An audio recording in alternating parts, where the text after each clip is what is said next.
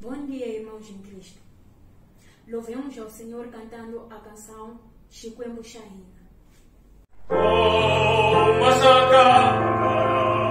Imani vanga zipelaga busimana. Mashaka angana. Imani vanga zipelaga busimana.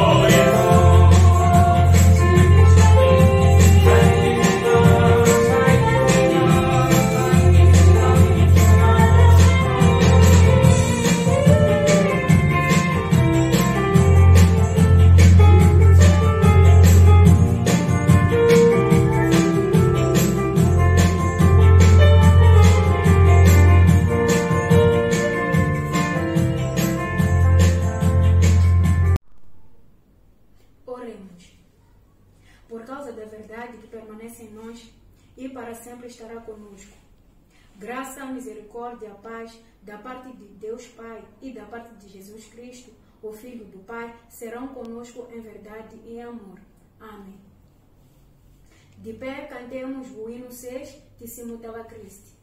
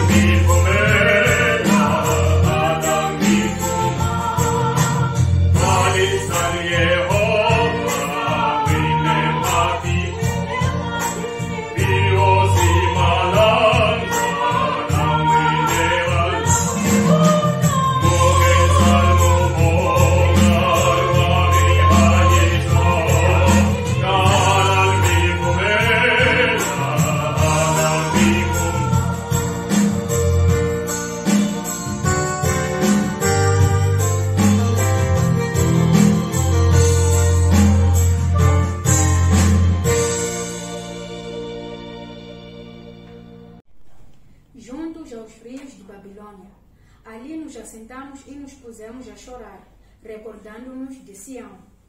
Ah, filha de Babilônia, devastadora, feliz aquele que te retribuir consoante nos fizeste a nós. Feliz aqueles que pegar em teus pequeninos e der com eles nas pedras. Aleluia. Cantemos o hino 7.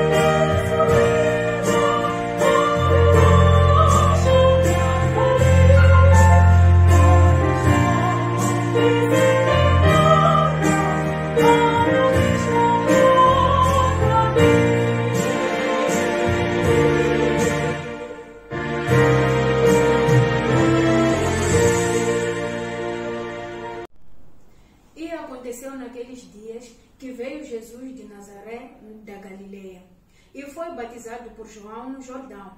Ora, depois que João foi entregue, veio Jesus para a Galileia, pregando o Evangelho de Deus e dizendo: o tempo está cumprido e é chegado o reino de Deus. Arrependei-vos e crede no Evangelho. Oremos confessando os nossos pecados ao nosso Deus. Pai misericordioso, estamos diante de Ti para render graças à Tua grandeza. Perante Ti, Pai Santo, desde agora necessitamos que, através da Tua palavra, saiamos dos maus usos e costumes e das tradições das trevas, mas queremos mergulhar nas profundidades do Teu amor.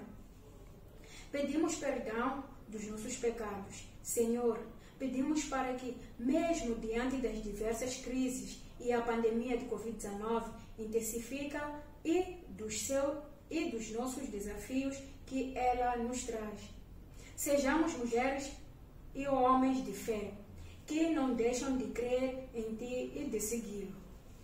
Pedimos que a esperança que vem de Jesus Cristo ressuscitado se faça presente na vida de todos que estão desalentados.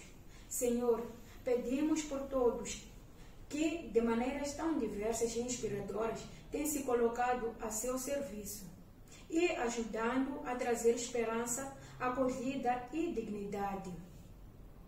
Aqueles que mais têm sofrido com os efeitos da pandemia, Senhor, pedimos pelos cientistas de todo o mundo que se dedicam a pesquisarem as soluções médicas para a pandemia e pelos governantes responsáveis por medidas de contenção da crise.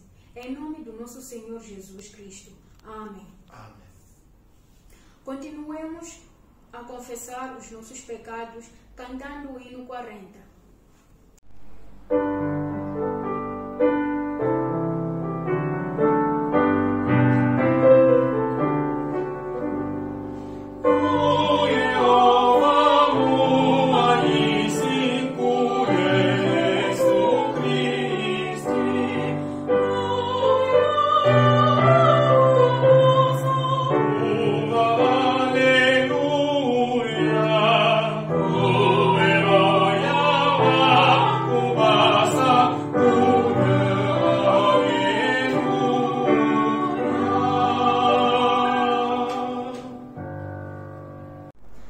Rogamos-vos, pois, da parte de Cristo, que vos reconcilieis com Deus. Aquele que não conheceu o pecado, o fez pecado por nós, para que nele fôssemos feitos justiça de Deus. Nisto está o amor, não em que nós tenhamos amado a Deus, mas em que Ele nos amou e enviou seu Filho para que, por meio dele, os nossos pecados fossem perdoados. Porque debaixo do céu, nenhum outro nome há, dado entre os homens, pelo qual devemos ser salvos. Louvai ao Senhor. Amém. Amém. Assim como o Pai me conhece a mim, também eu conheço o Pai, e dou a minha vida pelas ovelhas. Ainda tenho outras ovelhas que não são deste aprisco. A essas também me importa conduzir. E elas ouvirão a minha voz. E haverá um rebanho e um pastor. Por isto, o Pai me ama, porque dou a minha vida para a retomar. Ninguém me atira de mim, mas eu de mim mesmo a dou. Tenho autoridade para a dar, e tenho autoridade para retomá-la. Este mandamento recebi do meu Pai. Cantemos o hino 41. E na última estrofe iremos declarar a nossa fé.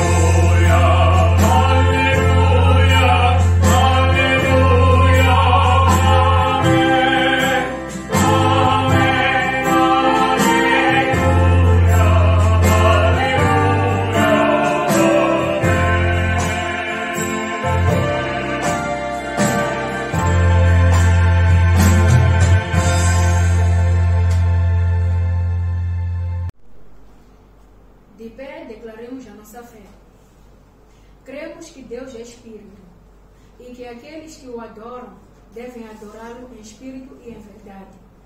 Cremos que Deus é luz e que se adorarmos na luz, teremos comunhão uns com os outros.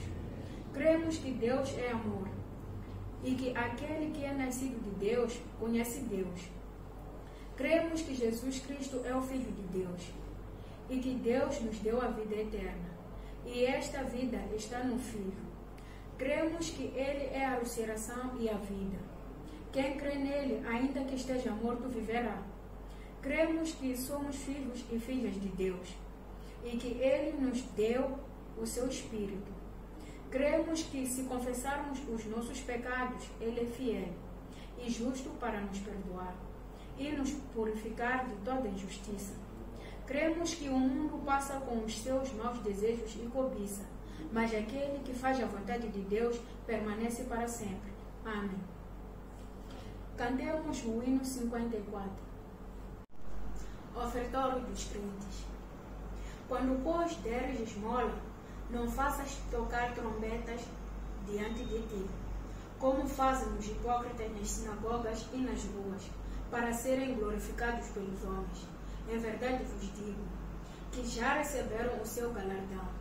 Mas quando tu deres esmola, não saiba sobre a tua mão direita. Portanto, manifestemos o nosso júbilo dando as nossas ofertas, cada qual conforme determinou no seu coração, cantando o hino 21. Meu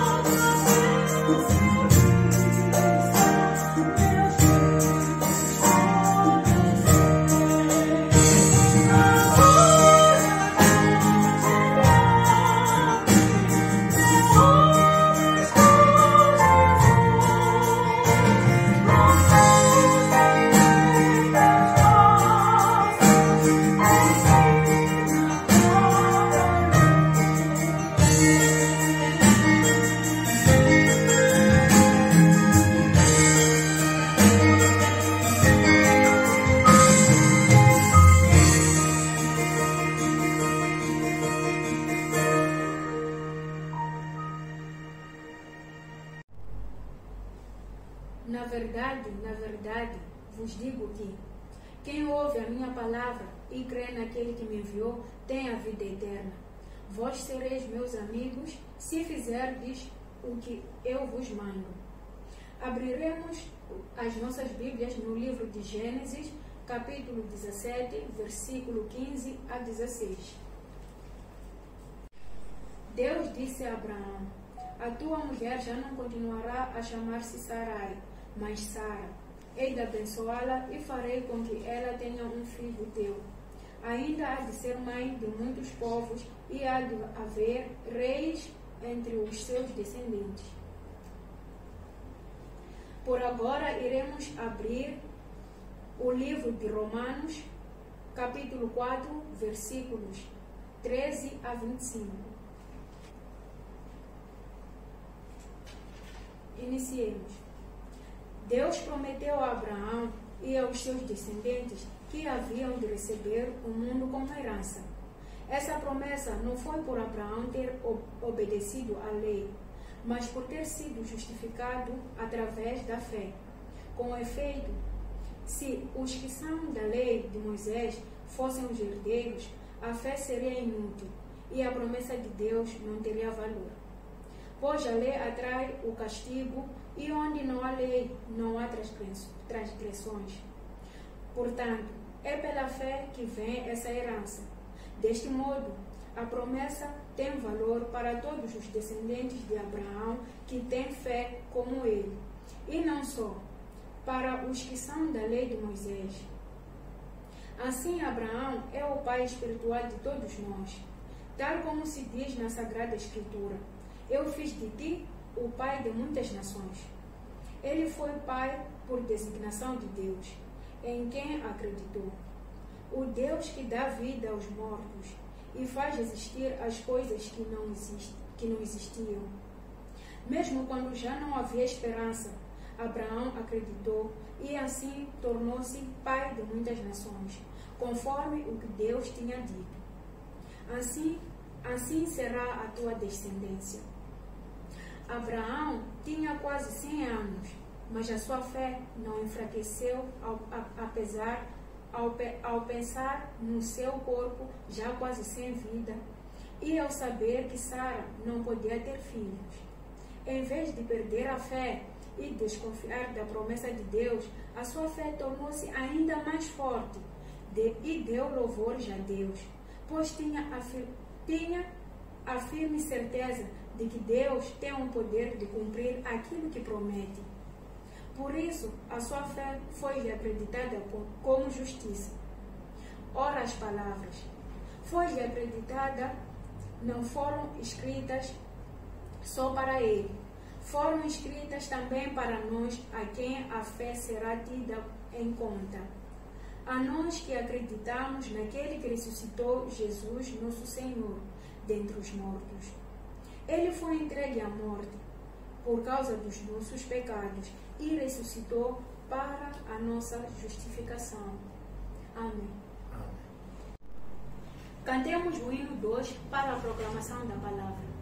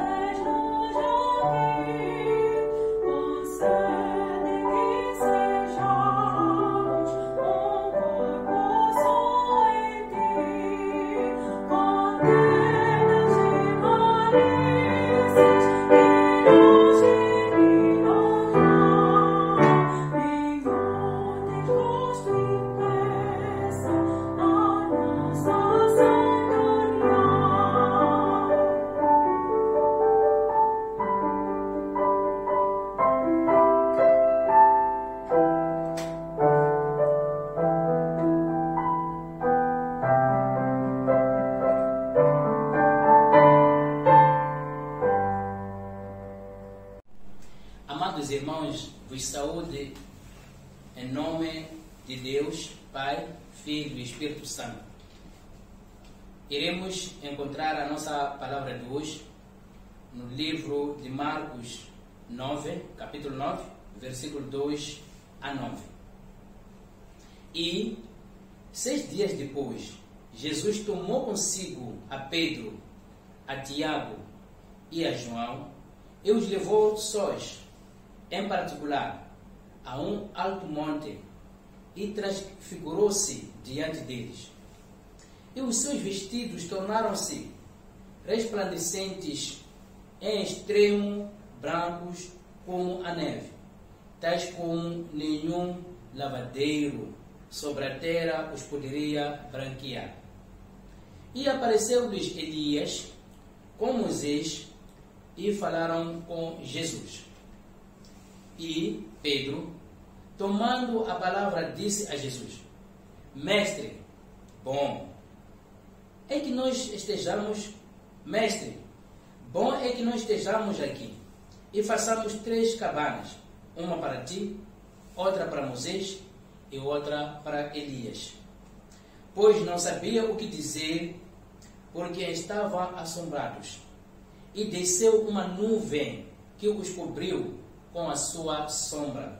E saiu da nuvem uma voz que dizia: Este é o meu filho amado, a ele ouve.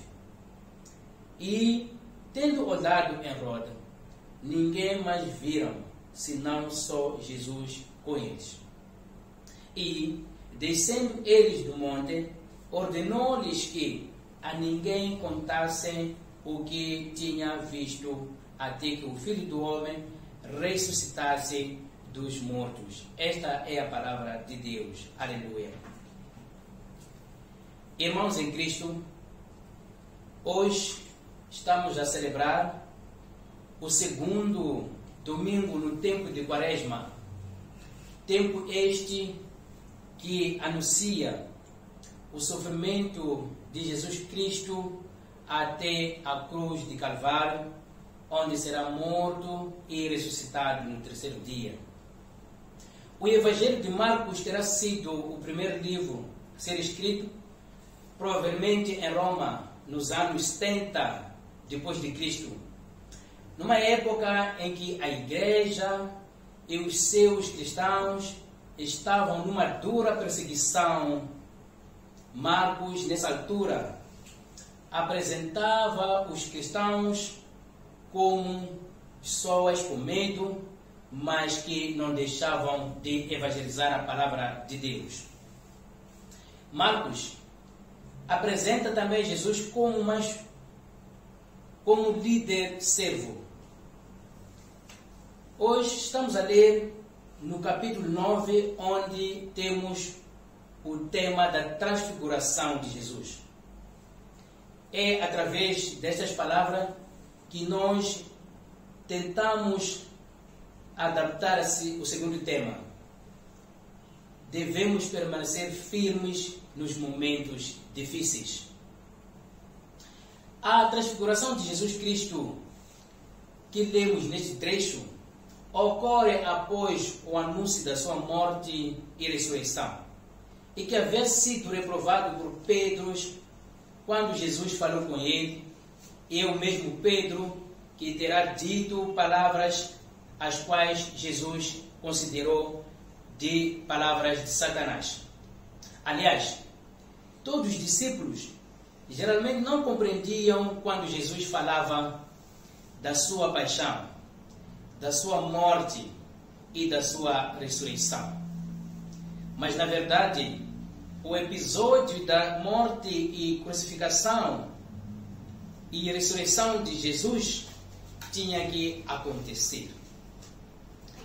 Os discípulos apenas acompanham Jesus. Primeiro, são conduzidos por Jesus, que toma a frente, age e os conduz. Depois assistem à transfiguração do mesmo naquele monte. Nessa altura, podemos dizer que Deus estava a agir sobre seu Filho, Jesus Cristo. Os 3 discípulos, ora anunciado nos primeiros versículos, viram e ouviram o que aconteceu. Irmãos, é importante aqui referir que Jesus, em outras situações, sempre confiou nestes 3 discípulos. Em Marcos 5, versículo 37, Jesus convida os mesmos 3 para uma outra situação. Também é importante referir que a transfiguração tinha 3 propósitos que passo a citar. Primeiro propósito: é através da transfiguração que Deus conforta Jesus Cristo através de Elias e Moisés. O segundo propósito era mesmo de confortar os discípulos e informar-lhes que Jesus é de fato o Filho de Deus e que iria permanecer para sempre, mas sim em 3 dias iria ressurgir dos mortos. Isto é, Jesus vence a morte. E o terceiro propósito era de revelar aos discípulos que era necessário que a morte de Jesus acontecesse para que se cumpra o plano da salvação, o plano de Deus. Podemos, irmãos, também perceber que a glória que estava reservada a Jesus, a qual iria receber a quando da sua ressurreição, agora estava sendo manifestada diante dele no monte. Irmãos em Cristo, nos versículos 4 a 6, encontramos Elias e Moisés, mas também, além do aparecimento de Elias e Moisés, temos a fala do Pedro. Essas duas figuras de Elias e Moisés, nós bem sabemos que são figuras incontornáveis da antiga aliança, isto é, Antigo Testamento. Esses dois estão a manter conversa com a nova figura, ou com a figura da nova aliança, que é Jesus Cristo, no Novo Testamento. Mas o que está a acontecer aqui? Moisés não morreu. O que está a fazer aqui Moisés? Elias não foi arrebatado há milhares de anos? Explico já a seguir. Antes disso, importa referir que a presença de Elias e Moisés era de extrema importância, porque isso, de certa forma, honra e dá autenticidade a Jesus Cristo como o Messias, o Salvador. Sim, Moisés morreu, lá em Deuteronômio 31. Mas aparece aqui para representar a lei, Torá. Foi ele, Moisés, que recebeu as tábuas da lei. Ele representa aqueles que entram no reino dos céus, ou no reino de Deus, por meio da morte. Moisés morreu, mas aqui representa, repito, a lei mosaica. Pois sabemos que aqueles que morrem no Senhor não morrem, só mudam de lugar para o outro, e nesse lugar esperam o dia em que o Senhor irá os ingressar no reino de Deus. Podemos confirmar isso em Apocalipse 14. A morte para o salvo não é o fim, mas sim o passaporte da entrada do reino de Deus ao descanso eterno. Portanto, Moisés representa aqui aqueles que partiram para estar com Cristo, enquanto que Elias representa aqueles que entrarão no reino de Deus por meio do arrebatamento, pois ele também não morreu, foi arrebatado. Irmãos, por outro lado, há um discurso emocional de Pedro. Ele falou num momento inoportuno, e para colocar uma sugestão que nem sequer mereceu resposta nem atenção de Jesus Cristo. Ficar na glória antes do tempo é algo que não serve para Jesus. Desculpe, dizia, ficar na glória antes do tempo é algo que não serve para Jesus. Sua salvação quer alcançar os confins da terra, não para algumas pessoas. Este caso que o Pedro estava a fazer, apenas a salvação para ele devia merecer para o Pedro, João, Tiago e apenas Jesus. Chamou também Moisés e Elias para esta salvação, portanto, para este pequeno grupinho. Pedro cai na tentação de querer ficar com a parte boa para si e mais alguns. Irmãos, quando não se sabe o que irá dizer, geralmente aconselha-se calar, ficar calado, do que falar coisas sem sentido. Soluções fáceis, receitas prontas para um grupinho, não são características do nosso Mestre Jesus Cristo. Pouco tempo antes, Jesus falou a Pedro de Satanás. por ele ter falado o que não tinha fundamento.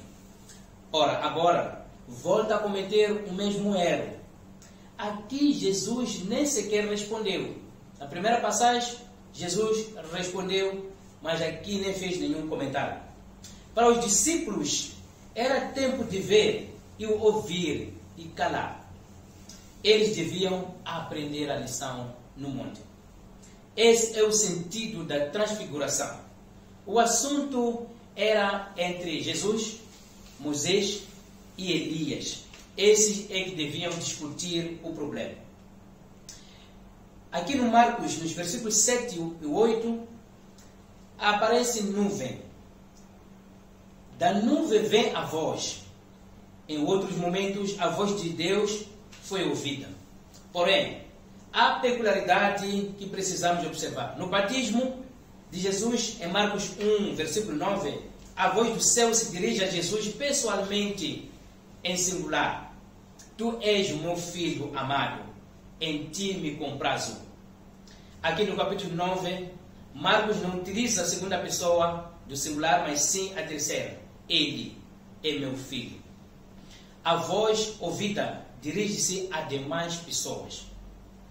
Irmãos em Cristo, podemos perceber também este versículo 9, quando diz: e descendo ele do monte, ordenou a eles para que não contasse a ninguém essas coisas. Se é uma boa nova, por que não podem contar a ninguém? E Jesus reserva esse momento para depois da sua ressurreição. Apenas depois da sua ressurreição é que podem falar. O texto termina ressaltando o segredo messiânico. A ordem é ficar em silêncio, até que ocorra a ressurreição de Jesus Cristo. Os discípulos ainda não conheciam bem Jesus. Por isso, Jesus não queria ser envergonhado por alguém que podia falar coisas sem sentido. Portanto, ainda precisavam de serem ensinados, precisavam de serem capacitados. Não compreendiam sequer o que era a ressurreição, o que era a morte de Jesus. No versículo seguinte, Marcos relata que eles ficaram perguntando um ao outro: o que seria esse de ressuscitar dentre os mortos? Apenas a cruz e a ressurreição vão permitir um pleno reconhecimento de Jesus Cristo, segundo Shechel 2010. Os discípulos não o compreenderem, fica evidente em Pedro que montar 3 tendas e ficar por ali era coisa boa para ele. Mas não é isso que é melhor para Jesus. Sem a paixão, sem a morte, sem a ressurreição, o anúncio de Jesus Cristo como Cristo é incompleto. Aliás, nem mesmo os milagres que Jesus Cristo fez seriam incompletos aqui na terra. Por isso, várias vezes Jesus, mesmo nos milagres, ordena aos demônios o silêncio total, quando o reconhecem como Filho de Deus. Irmãos, somos exortados neste texto que acabamos de ler a permanecermos firmes neste tempo difícil de sofrimento, tempo de quaresma e da pandemia Covid-19. Jesus será crucificado brevemente, mas a nossa fé não deve ser abalada, porque ele não permanecerá morto, mas sim irá ressuscitar. Conforme dizia Paulo: acharisiwa kambe ahiwi, yawisiwa kambe ahisuvi. É importante, irmãos, lembrar que Pedro falou no momento inoportuno, antes da ressurreição de Cristo, mas depois do seu ressurgimento, será tempo de falar. E aí muda-se a ordem para falar. Daí ele diz, em Mateus 21 e Marcos 16, ide por todo o mundo e pregai o Evangelho a toda criatura. Agora os discípulos são exortados a falar. Subir o monte para aprender é muito importante. Será que estamos oferecendo espaço de formação na igreja, lá no monte? Estamos a fornecer formação através do sínodo, as nossas paróquias, a nossa comunidade, ou estamos nos deixando ensinar pensando que já sabemos tudo e saímos falando antecipadamente, como Pedro fez no momento inoportuno? Precisamos, irmãos em Cristo, valorizar os momentos de aprendizado. Momentos em que ouvimos, porém não é permitido montar uma tenda no momento inoportuno e ficar só contemplando você e seu burburinho. É necessário descer, praticar, falar, viver dia a dia o que Cristo nos manda ensinar. O Evangelho não está mais encoberto. Cristo venceu o pecado, a morte e o diabo. Foi publicamente proclamado como Filho de Deus. Por isso, nós somos convocados a anunciá-lo com clareza. Nós anunciamos o Cristo vivo que traz em sua face a glória de Deus. Irmãos, esta é a palavra de Deus. Somente Deus a glória. De hoje para sempre. Amém. Regozijai-vos sempre, orai sem cessar, em tudo dai graças, porque esta é a vontade de Deus em Cristo Jesus para convosco.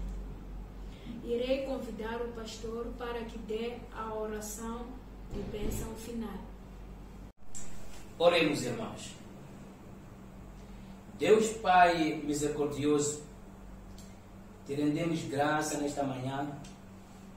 O Senhor esteve conosco, está conosco e sempre será conosco. Neste domingo, último domingo do mês de fevereiro, o segundo domingo da sua paixão de Quaresma, em que nós, Senhor, queremos te seguir, queremos sofrer com o Senhor, queremos estar contigo até a morte e a ressurreição. Pai nosso, esteja conosco, esteja com o seu país, Moçambique em especial, aos enfermos, aos nossos líderes religiosos, governamentais, que todos os dias buscam solução, sobretudo neste momento difícil do novo coronavírus. Oramos pelas famílias que estão em sofrimento e que clamam por esse Senhor. Senhor, esteja conosco, esteja com todos nós e com eles também. Recebam a bênção divina. A graça de Deus Pai, o amor de Jesus Cristo, a comunhão do Espírito Santo esteja com todos nós. Conosco permaneça de hoje à eternidade. Amém. Ide em paz, irmãos. Zanga me